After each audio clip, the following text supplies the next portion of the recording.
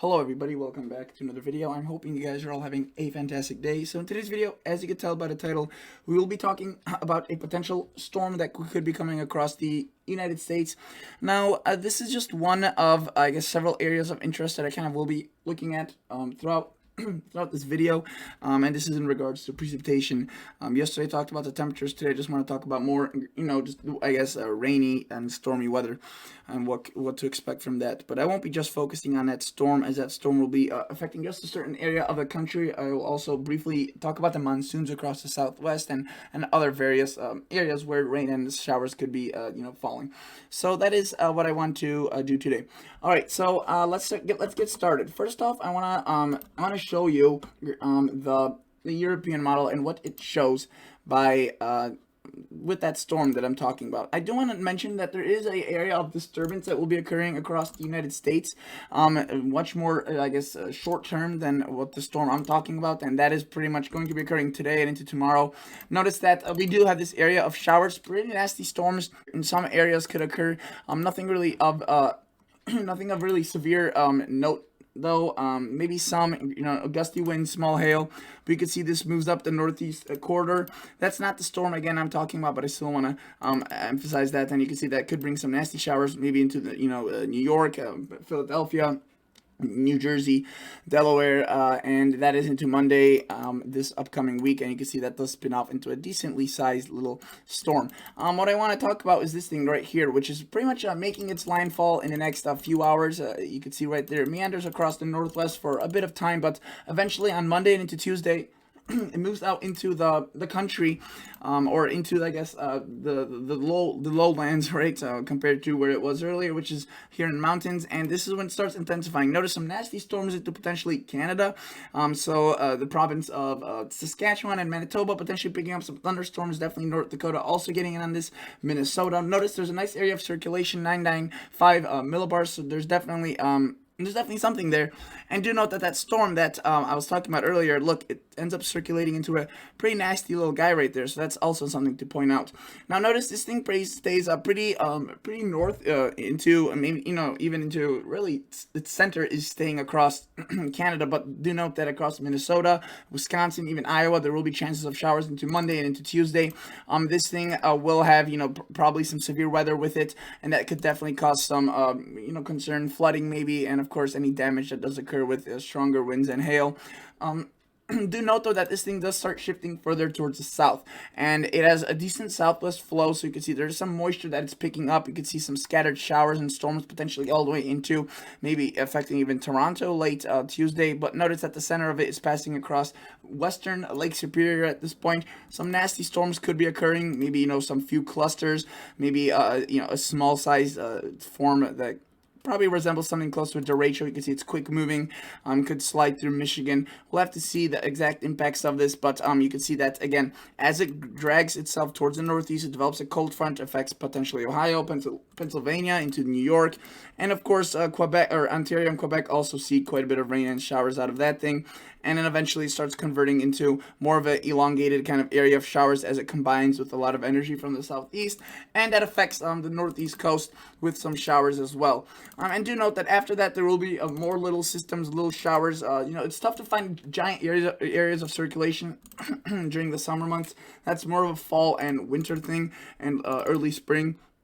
So you can see the European does show, obviously, activity, and especially, again, the monsoons. I'll run through that again, but focus on the southwest if you live there, obviously. Look, every day there's going to be a flare-up of showers and storms, slightly different formations or placement each day, but definitely something that will be continuing as it has been for a while. So let's take a look at total accumulated precipitation. You can see where this storm tracks through. There could be quite a bit of rain. Obviously, the models do a pretty poor job of predicting rainfall with thunderstorms, as it's very hard to predict it. But you could see that where the favorite is that corridor where that storm passed through, and where those two systems, the first one I was talking about and that second one, meet up. And you can see that the St. Lawrence Valley right there, St. Lawrence River, will be getting around it a lot of rain. So cities like Quebec, Montreal, Ottawa, a lot of large Canadian cities right here, you will be seeing quite a bit of rain potentially into the coming weeks, along with much of the northeast, potentially the south here and potentially the southeast, and where the monsoons occur, also decent amounts of rain, which is actually, pretty good news. But elsewhere, especially where those hottest temperatures will be here across the Midwest, South Central United States, it's pretty high and dry, so that's definitely not good. Let's see what the GFS shows. And let's just go to the MSLP and precip so we could see kind of the shape of this storm and how it plays out. Do note that, again, there's our first one, pretty nasty, pretty big. You can see definitely some showers, definitely some storms, and that's definitely more definitely more in the short term. As I put this into motion, you can see this is already tomorrow evening at 7 p.m. So really, I'm recording this on Saturday, so really not that far out. And do note that it does strengthen as it pulls off the northeast coast. Not as strong as what the European showed according to the GFS, but definitely quite a bit of activity. And this is the area of low pressure that I'm talking about, kind of titling the video about, if you will. But this one, again, garners quite a bit of attention as well. Notice that as it pushes into even, Alberta, away from the mountains right there, we see quite some storms already developing late. This drags through North Dakota. Again, cities like Brandon, Winnipeg, picking up potentially some decent rain from this, and maybe some severe storms in northern Minnesota, the Arrowhead into Wisconsin, Michigan, as it starts diving a bit further towards the south and east. And right there, late Wednesday, it kind of fires up just north of Toronto, maybe right around Toronto. So that's definitely something we'll have to watch for. And notice that as it slides through Ontario and into Quebec, it does develop a pretty nasty cold front potentially into Massachusetts, Maine. Definitely something we will have to be watching for, and then it, if you will, kind of just slides out of there. In terms of total accumulated precipitation, obviously where that storm track takes us, it's through the northeast or the south central, I guess, really extreme southern Canada, then into more of the northern United States, and into the kind of the I guess upper Midwest, the lower lower Ontario, and then southern Ontario, and then southern Quebec, and into the northeast. Again, these two systems kind of overlap, so the northeast picks up quite a bit of precipitation. But again, just going forward, just to show you, I guess, a long-range outlook, you can see activity does occur, little systems. Again, no big circulation storms, and of course, the monsoons are pretty popping off, if you will, from the perspective of these long-range models. And if you take a look at the precipitation outlook for especially those areas, they could get in some areas quite a bit of rain, enough to potentially alleviate the drought conditions by a lot. I know they already have helped, but it seems like this time, or in the future, it will kind of continue. So that's definitely good. But again, where the conditions will be the hottest, right, it looks the driest. So that's definitely not good for these areas here and across the northwest as well. Let me show you the, I guess the 2-meter temperature shaded at hour 384. Again, far out, but you can see that the models are definitely favoring a lot of heat for this area, and that kind of stretches into Montana and whatnot. There definitely are hundreds in Montana. They've occurred pretty regularly there for a while now, but it's it's just kind of the amount of precip you'll be getting combined with how many, I guess, you could receive. And notice that if I just run through these temperatures, right, it's this area that's just constantly in this pink, bright pink, and whatnot. Areas elsewhere, you do get pretty hot, but there are breaks, like especially the northeast, Midwest. You can see a lot of you will be actually pretty cool for a good portion of the forecast, and it still will feel muggy, 90 degrees with even a little bit of humidity. It's just uncomfortable, and you can see a lot of the south also getting in on that, hundreds across, Atlanta, Charleston potentially getting in on that as well, right there into Raleigh, maybe North Carolina, potentially getting in more right there. So we'll see. You can see it, but it's definitely, I guess, the hottest across the south central United States. Some of these anomalies, again, are pretty ridiculous.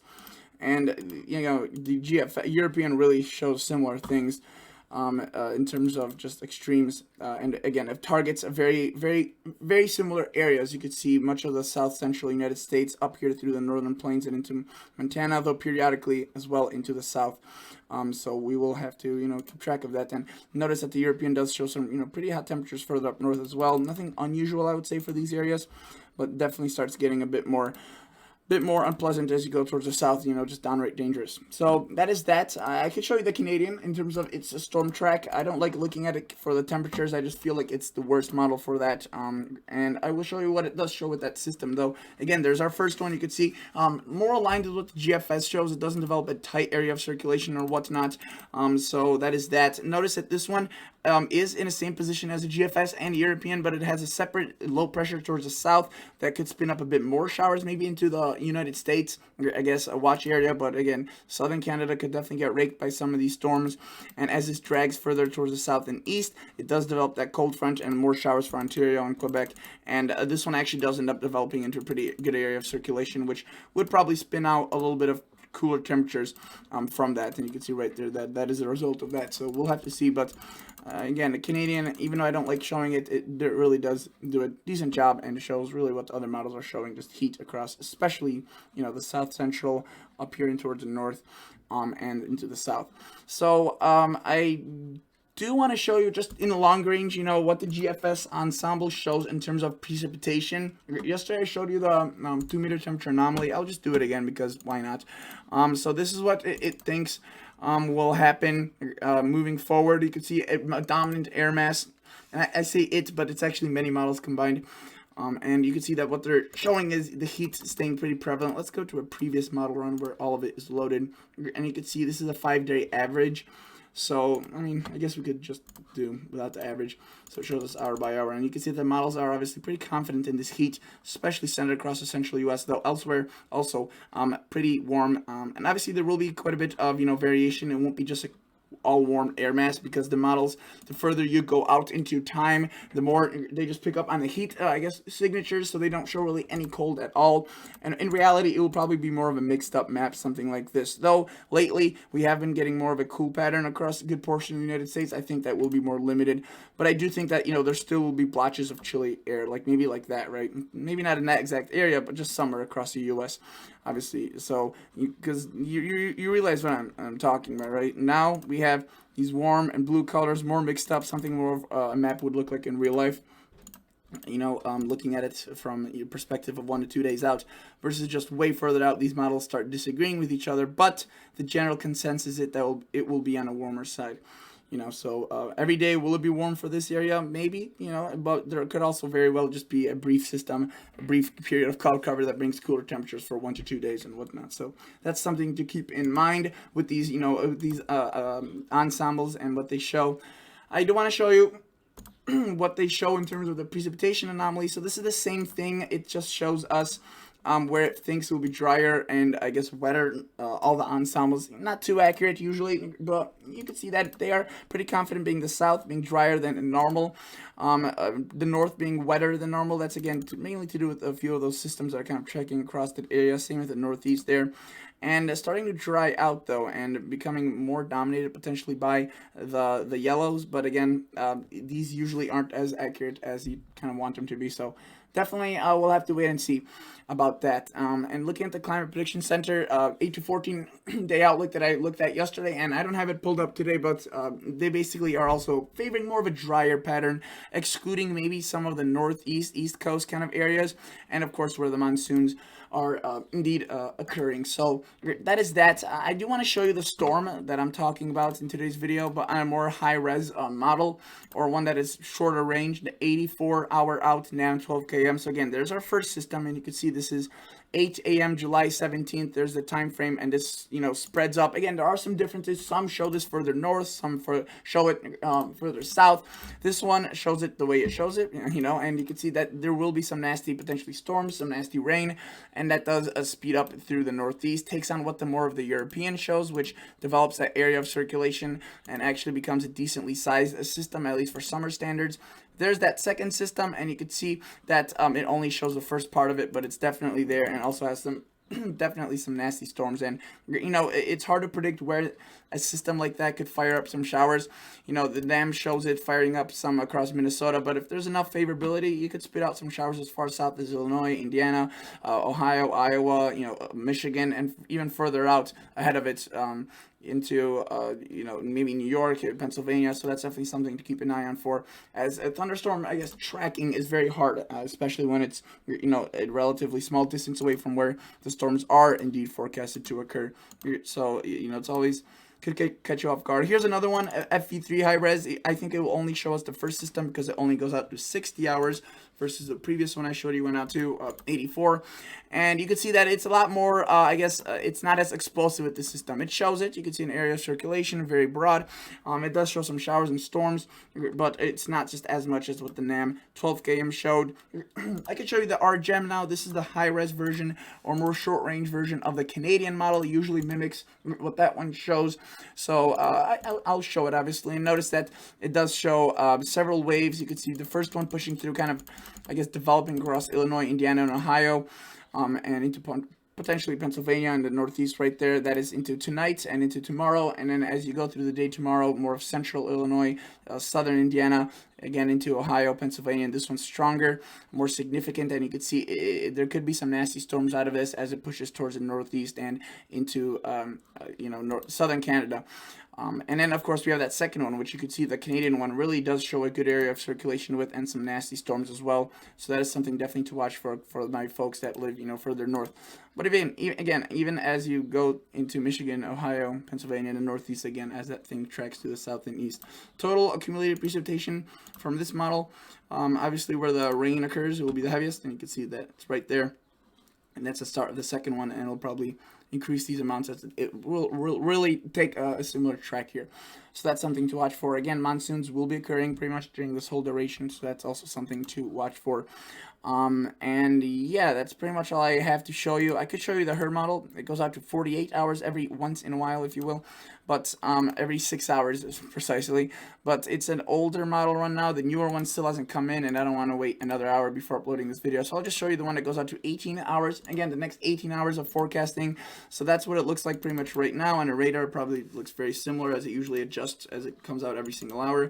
And notice that they're expecting some storms to develop across Indiana, into Kansas, Nebraska, potentially into Missouri. Again, some of these could be some nasty ones, especially right when they form, but also some decently heavy rainfall could occur, and some showers and storms, elsewhere as well, potentially south of Detroit, maybe into Toledo, probably getting into Detroit as well, maybe pushing into Columbus by tomorrow morning. So that is definitely something to watch for. And total accumulated precip for the next 18 hours, you can see it looks like that. And yeah, that's basically all I wanted to show you. Thank you guys so much for watching, and I'll catch you all on the next episode. See ya. Bye.